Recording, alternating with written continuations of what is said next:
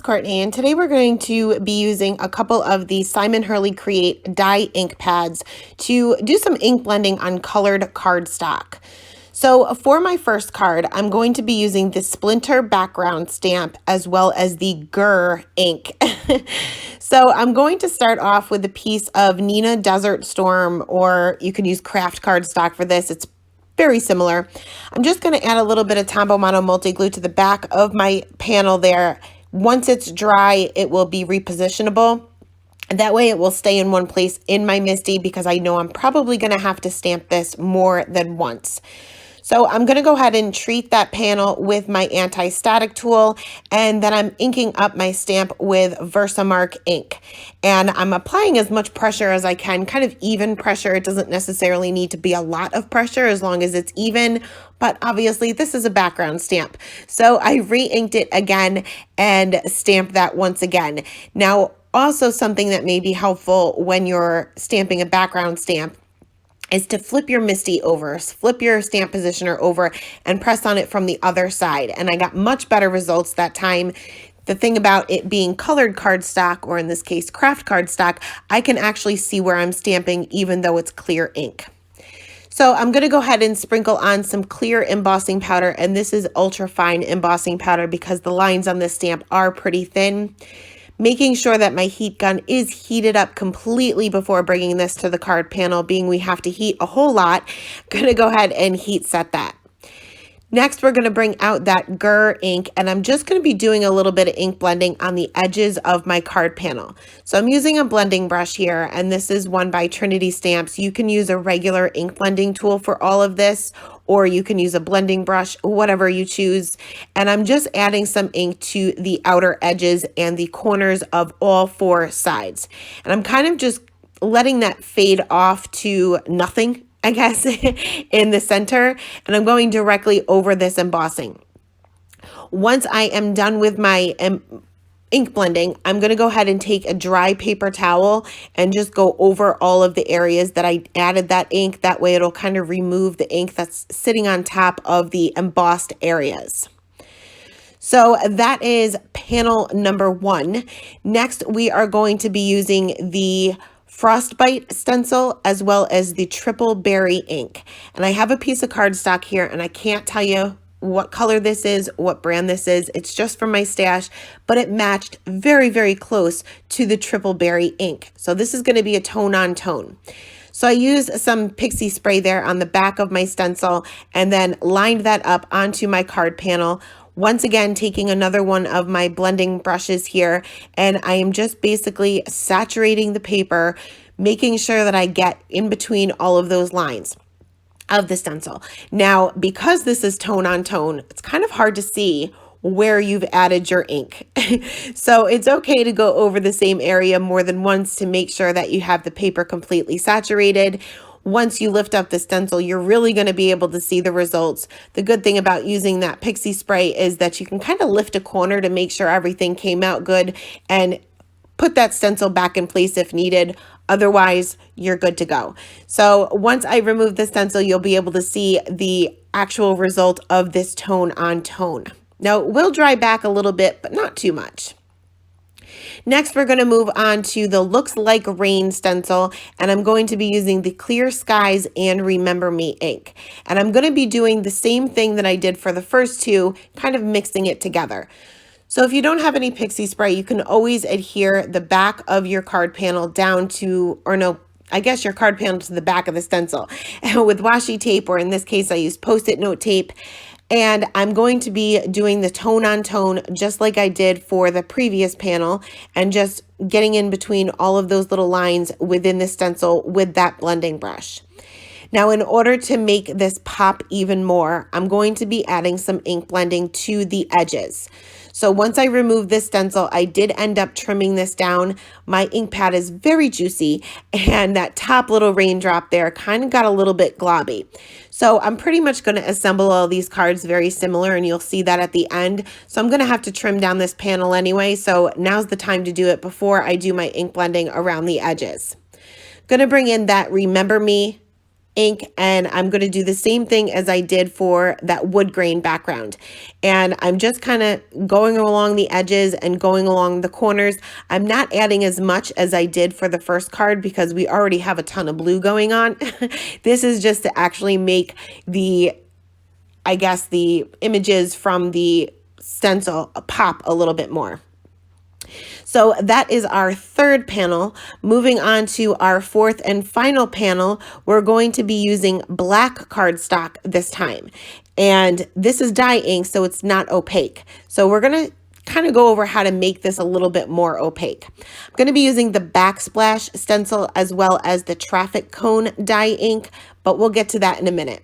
So I'm going to go ahead and adhere the card panel to the back of the stencil, again just using Post-it note tape this time around, and then I'll use the pixie spray the second time.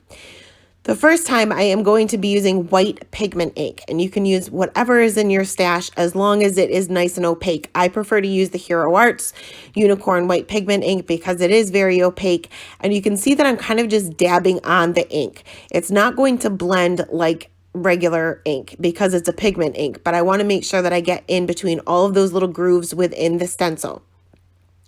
Now you can certainly go over some of those same areas if you see too much of that black showing through, and then you're going to very carefully remove the stencil, and you can wait to remove the tape. In this case, I removed it right away just so that you guys get a better idea of what it looks like, and this will take some time to dry. So in the meantime, clean and dry your stencil. Make sure it's completely dry.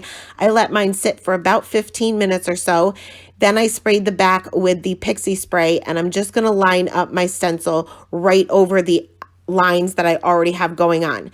Now mine wasn't perfectly lined up, and honestly I like the result of that better, so you might want to offset it just a teeny tiny bit. So I'm going to bring in that Traffic Cone Dye Ink now, and I'm using another blending brush, and I'm going directly over where I've already put that ink down for the pigment ink. Now you'll notice that I'm going to, each time I go back to that dye ink, I'm kind of rubbing off on my scrap piece of paper because you can add or pick up some of that pigment ink even though it's completely dry, and I don't want to contaminate my ink pad. So I just brush that off on my scrap piece of paper before I go in for more ink. So I went ahead and covered this entire panel up, and then I'm going to once again carefully remove that stencil, keeping in mind that this is going to take a little bit of time to dry, but it gives this amazing effect. It almost looks metallic. I absolutely love this panel. So now we're going to assemble all of these cards, and we're going to keep these super simple. I'm using the Space Training Stamp Set by Simon Hurley for all of my sentiments. For this first one here, I'm just using these large letters to spell out the word hello. I kind of lined them up the best I could on my card panel, and then when I close my MISTI door, I'm going to use the grid lines on my MISTI to make sure that those letters are lined up. They weren't, but I used that grid line to make sure that they were before I actually did my stamping. I'm going to go ahead and treat that panel once again with my anti-static tool, and I'm going to stamp this with VersaFine Onyx Black ink. And I did have to stamp this multiple times. We're going over texture, being we already have the heat embossed background. So I think I ended up stamping this a total of 3 times to make sure that my stamping was really bold and crisp. Once that was done, I sprinkled on some more of that clear embossing powder and then heat set that once again. You do want to make sure, again, that your heat gun is heated up before bringing that to the card, keeping in mind you are going to reactivate that first time around, the first layer of embossing powder that we put on for the wood grain. So I cut this panel down a little bit smaller. I think I cut it down 1/4 of an inch. Going to layer that onto a black piece of cardstock, just slightly larger than my card panel, but a little bit smaller than my card base. Layering that onto another, well, my card base is the Nina Desert Storm as well, just leaving a small border around all 4 edges. And that is it for the first one. Second one, I'm pretty much doing the same thing as far as leaving a little bit of a black and white outline. For this, I am using 2 of the sentiments from the same stamp set. Going to treat a piece of black cardstock with my anti-static tool, stamp both of those images, trying to line them up the best I can, then sprinkle on some white embossing powder this time, and this will really make my card base kind of stand out so it's not the only white thing that I have. Once that was done, making sure that my heat gun was heated up, I am going to go ahead and heat set that and then trim this down into very skinny little strips.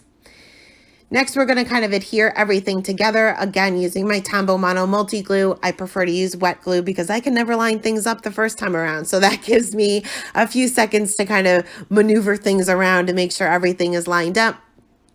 Layering my card panel onto that black piece of cardstock and then onto a top folding white A2 size note card. And then I'm just going to use some foam tape to pop up both of those sentiments directly in the center of my card panel. And that is it for that one.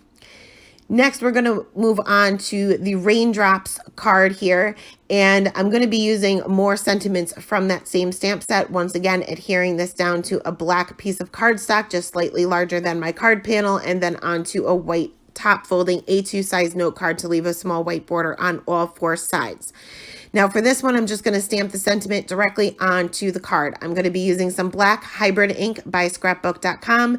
And again, this ink pad is very juicy and I pressed a little too hard. You can see what happens if you press too hard. So you want to make sure that you clean off your stamp and make sure that it is completely dry before you go ink that stamp and stamp that down onto my card panel. I finished off with a few white enamel accent dots, which is kind of like Nuvo drops, around the sentiment. And I didn't really like it once I added it, but it is what it is at this point. And I screw it up later anyway, and I had to fix it. So you'll see that in just a little bit. So on to the final card here, I am going to go ahead and add my heat emboss sentiment the same way as I did for the second one, layering this onto a black piece of cardstock, then onto a white A2 size note card. Now for this, I wanted my sentiments to pop out a little bit more, being the background is so dark. So I'm going to take a white piece of cardstock, using my Tombow Mono Multi Glue once again, and I'm just going to adhere this to the corner with an equal amount, or I'm eyeballing it, but around the equal amount on all four sides, and then just trim off the rest with my scissors so that I have a little bit of a white outline on both of these sentiment strips. Going to go ahead and lay those flat down onto my card panel right there in the center, and that is it for this one. Now back to those enamel accents. I put a piece of paper on top of my card before it was dry.